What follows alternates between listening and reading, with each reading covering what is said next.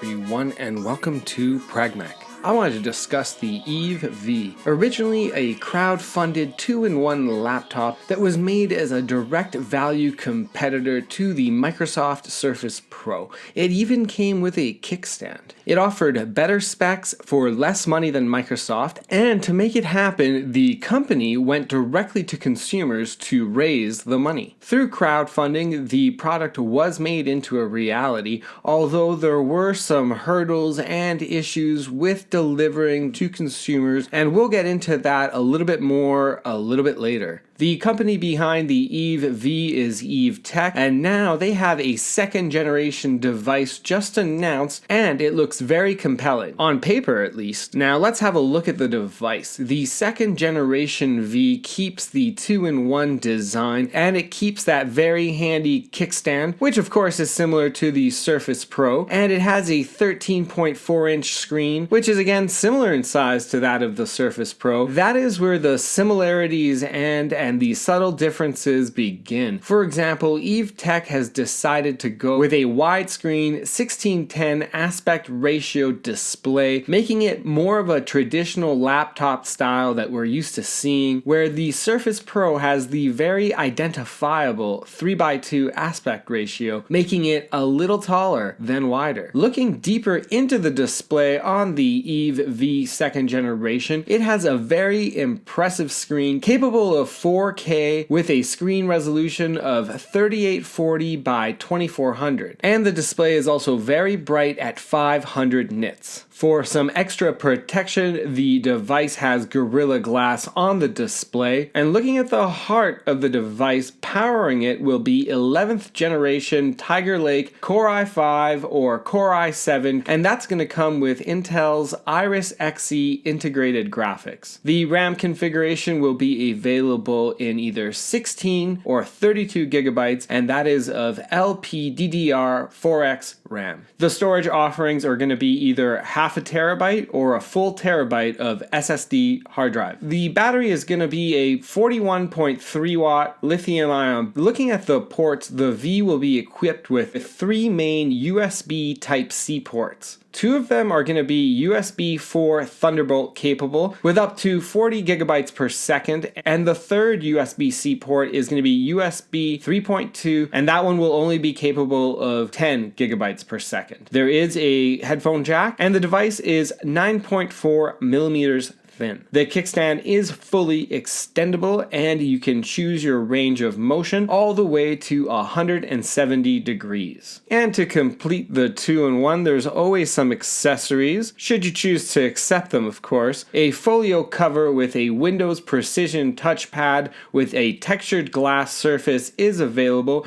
The keyboard is backlit, and the lighting is adjustable. There's also a V pen. The pen comes with 4,096 levels of pressure sensitivity and tilt recognition. And I have to say, on paper, it's looking like a very compelling package. Looking at pricing, the V2-in-1 begins at $1,189, and that is equipped with 16 gigabytes of RAM and 512 gigabytes of SSD storage. Once you add in the $130 keyboard folio, which is optional, and $80 V pen, we do get a complete package price total of $1,400.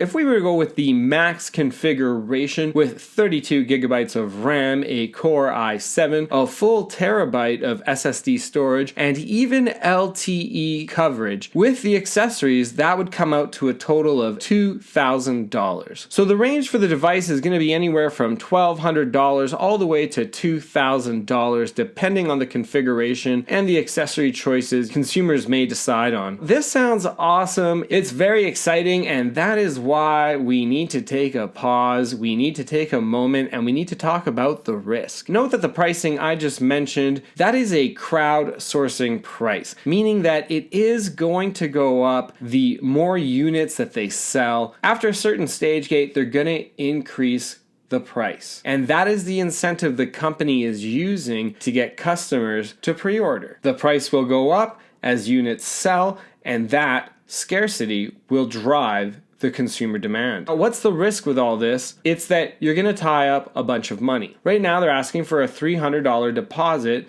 to lock in the order price. Here's the main risk. The release date of the product is listed as Q3 2021, and that could mean as late as next September. And they could always delay that date. They could always push that into Q4 2021. And there is some precedent for this. Specifically with the original Eve V, the original 2-in-1 product, there were some issues and delays and complaints from some customers about the timing of the devices. There had been some production issues which were addressed by the company. However, it did still cause some stress for consumers. To take that pause and to take that moment to just consider, there is a little bit of risk. You are ordering a product that hasn't been made yet. This is truly being on the front lines of when a product is being produced, and that excitement does come at a cost. Just be aware that if you do pre-order now, you are going to lock in that great price, you are going to lock in that great value for that spec sheet, but you will tie up $300 in that deposit. To alleviate any sort of stress that might cause for you, in their contract terms, they have explained that that deposit, it's fully refundable. That should ease your concern there, and if you do change your mind after getting this, according to the terms, you will be able to get that deposit back. As always with pre-release products, crowd-funded products, do take your time, do your diligence before spending any money or making a deposit. Considering you will have to wait almost a year to receive the device, you have to consider what other products are going to be released in the meantime. For example, there have been leaks very recently that the Microsoft Surface Pro 8 might be coming out in Q1 2021, a full 2 quarters ahead of the Eve V. Consider that. With the new Surface Pro coming out, with the new specs, it will be interesting to see what kind of value perspective Microsoft presents. Thank you everyone. Thank you for taking time to listen to my thoughts. Please do leave a comment down below if you do consider it being a little too risky to be pre-ordering the Eve V now, or on the other hand, if you think that there's a lot of great value and it's just smart to get in ahead of everyone else at the lowest price possible. Thank you very much, and as always,